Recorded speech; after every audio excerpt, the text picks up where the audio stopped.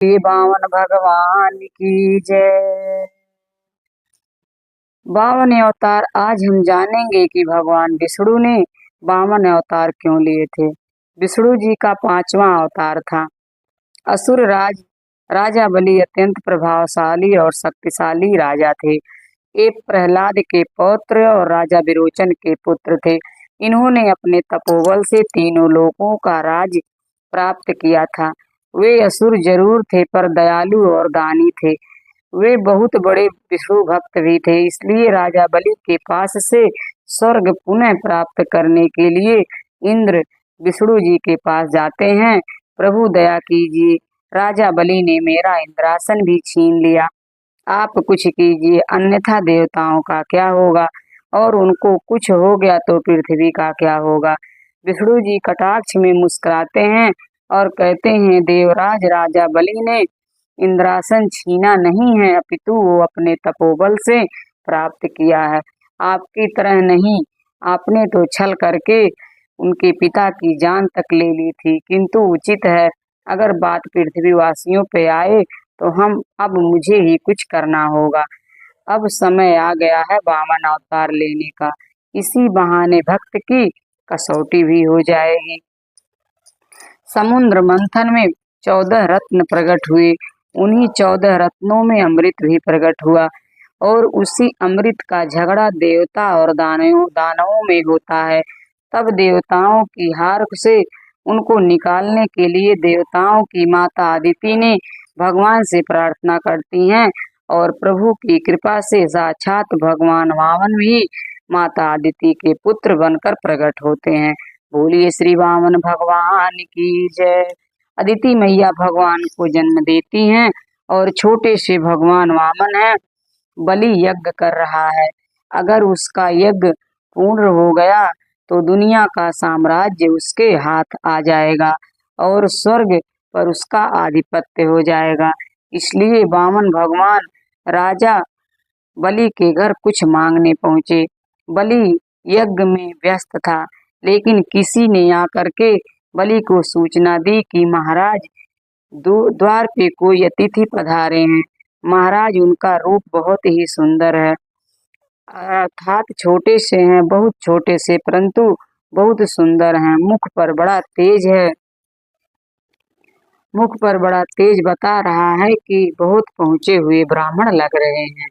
कई बार संतों का जीवन जानने के लिए उनकी भक्ति नहीं देखनी पड़ती। उनके आंखों की चमक ही और चेहरे की चमक ही बता देती है कि उनके जीवन में कितना भजन बल है।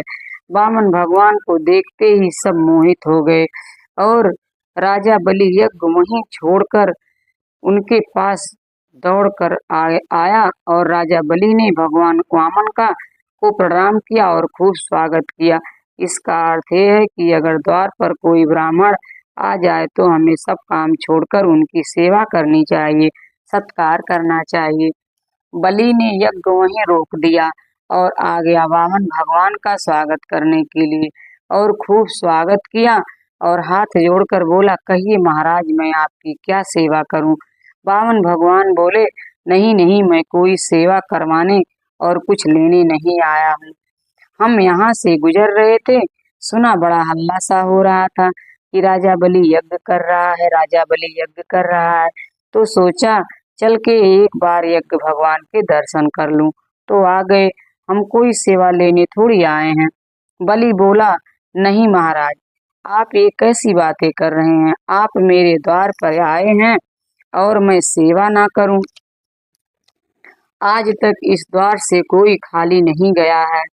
हे प्रभु, सेवा तो हमारी स्वीकार करनी पड़ेगी आपको। अच्छा, आप ये बताइए कि मैं आपकी सेवा में क्या अर्पित करूं। धन धान्य, स्वर्ण, हीरे, मोती या क्या चाहिए। वामन भगवान, हम ठहरे 52 अंगुल के बावन, हमारे ना कोई आगे और ना कोई पीछे, ना बीबी ना बालक, तो हम क्या करेंगे सोना चांदी लेकर। हमारे कुछ ना कुछ, हमको कुछ नहीं चाहिए।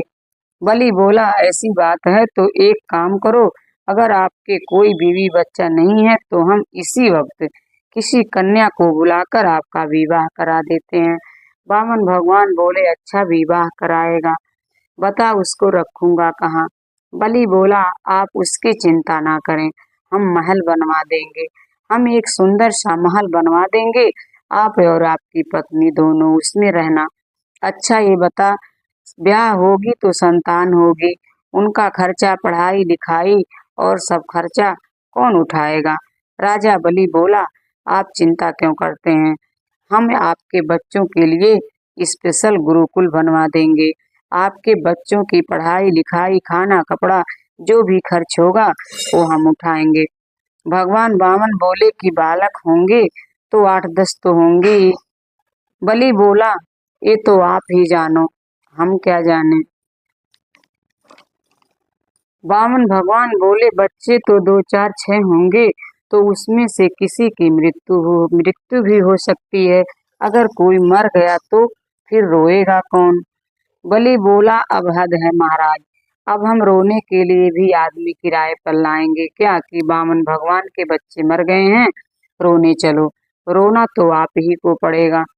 वामन भगवान हंसकर बोले, तो मैं ऐसा काम क्यों करूं जो मुझे एक दिन रोना पड़े। बलि बोला, लो, हम इतनी देर से आपको समझा रहे थे, लेकिन आप तो फिर आकर वहीं खड़े हो गए। अरे प्रभु, कुछ तो मांगिए। वामन भगवान बोले, हम तो संतोषी ब्राह्मण हैं, हम मांगने वालों में से हम मांगने वाले में से कुछ विश्वास नहीं रखते। बड़े छलिया हैं, आए हैं तो सब कुछ लूटने, पर बाहर से दिखा रहे हैं मानो हमें कुछ नहीं चाहिए। छल स्वरूप है ये भगवान का। बहुत प्रार्थना की राजा बलि ने। तब वामन भगवान ने कहा, अच्छा जब तू इतना कह रहा है तो एक काम कर, तू मुझे बस 3 पग भूमि दान में दे दे। बस इससे ज्यादा मुझे आशा नहीं है, मुझे मालूम, मुझे नहीं चाहिए। बलि बोला, अरे प्रभु, ये कौन सी चीज मांग ली, 3 पग भूमि। 3 पग भूमि कोई मांगने की चीज है। इतना बड़ा राजा, इतने बड़े राजा से मांगा, क्या इतनी छोटी सी चीज। नहीं नहीं प्रभु, देने में आनंद नहीं आएगा, जब तक मैं आपको कोई अच्छी वस्तु ना प्रदान करूं आनंद नहीं आएगा, इसलिए कुछ और मांगिए। वामन भगवान बोले, मुझे इतने की ही जरूरत है, तो मैं ज्यादा क्यों मांगू। देना है तो दो, नहीं तो मैं चलता हूँ। बलि ने सोचा, बड़े पक्के ब्राह्मण हैं, ये नहीं मांगने वाले हैं। अच्छा चलो ठीक है, जैसी आपकी इच्छा। आपको 3 पग ही चाहिए तो आप 3 पग ही ले लीजिए। जहाँ जिस स्थान पर, जिस राज्य में जहाँ आपका मन, वहीं ले लीजिए। आपको जो भूमि पसंद आए आप उठिए और नाप लीजिए। वामन भगवान बोले, ऐसे नहीं लेंगे, बाद में तो बात से मुकर गया तो। बलि बोला, अरे महाराज, 3 पग भूमि में क्या मुकरना, 3 पग भूमि कोई इतनी बड़ी बात थोड़ी है, कहीं भी नाप लो, 1 2 3। वामन भगवान मन ही मन हंस रहे थे। ए तेरा 1 2 3 है, मैं दिखाऊंगा मेरा 1 2 3। अभी थोड़ी दो देर रुक बेटा, फिर कहेगा कि 3 ही क्यों मांगे, इसलिए पहले संकल्प होना चाहिए, तब हम 3 पग भूमि दान में लेंगे। ठीक है प्रभु, हम संकल्प कर लेते हैं। अपनी पत्नी से कहा, जाओ जल लेकर आओ। पत्नी गंगा सागर से जल लेकर आई। जब संकल्प करने के लिए जल गिराया जाने लगा तो उसमें से जल नहीं निकला। बलि के गुरुदेव नाम शुक्राचार्य। शुक्राचार्य जी समझ गए कि दिखने में ही छोटा है पर है बड़ा खोटा। आया है ये सब कुछ मांगने मांगने नहीं, ये सब कुछ लूटने आया है। बलि को, और ये बालक नहीं है, दिखने में ही बालक है, वैसे तो यह सबका बाप है। तो शुक्राचार्य जी घबरा गए कि चेला संकट में है, अब इसका धन जाने वाला है, इससे बढ़िया पहले ही रोक दो। शुक्राचार्य जी सूक्ष्म रूप बनाकर जो जल का पात्र था, जिससे संकल्प होना था, उसी में बैठ गए। जल का स्रोत था, उसको रोक दिया। जल तो निकाल रहे थे पर निकल नहीं रहा था। क्या हुआ क्या हुआ। वामन भगवान बोले, रुकिए मैं अभी देखता हूँ। एक तिनका उठाया वामन भगवान ने और उस पात्र में डाल दिया। सीधा जाकर के शुक्राचार्य जी के आंख में लगा और उनका एक नेत्र गोविंदाय नमो नमः फूट गई। वामन भगवान ने सोचा, तूने बहुत बहुत टांग अड़ाई है, अभी एक ही गई है, संभल जा वरना दूसरे का भी नंबर आने वाला है, उससे पहले यहाँ से 9 2 11 हो जाओ। बड़े क्रोध में गुरु देव ने राजा बलि को श्राप दे दिया, तू श्रीहीन हो जा, मेरी बात नहीं मानी, सब कुछ लुट जाए तेरे पास से, ये कहकर चले गए। भगवान ने संकल्प कराया, हाथ में जल लेकर बलि संकल्पित हुआ। संकल्प होते ही वामन भगवान से विराट हो गए। इतना बड़ा शरीर धारण किया कि जो 3 पग भूमि अभी छोटी दिख रही थी, वामन भगवान ने एक पग भूमि में संपूर्ण आकाश और दूसरे पग में पूर्ण धरा को नाप दिया और बलि का जितना धन साम्राज्य वैभव था सब नाप के खत्म कर काम पूरा कर दिया। वामन भगवान अब बोले, तीसरा कहाँ रखूं, तीसरे में क्या देगा, अब बता। अभी तो बड़ी लंबी लंबी फेंक रहा था कि महाराज 3 पग से क्या होगा, अब दे तीसरा क्या देगा। राजा बलि हाथ जोड़कर बड़ा ही सुंदर सुंदर समाधान देकर कहते हैं कि हे प्रभु, ये बताइए कि दान बड़ा होता है कि दानी।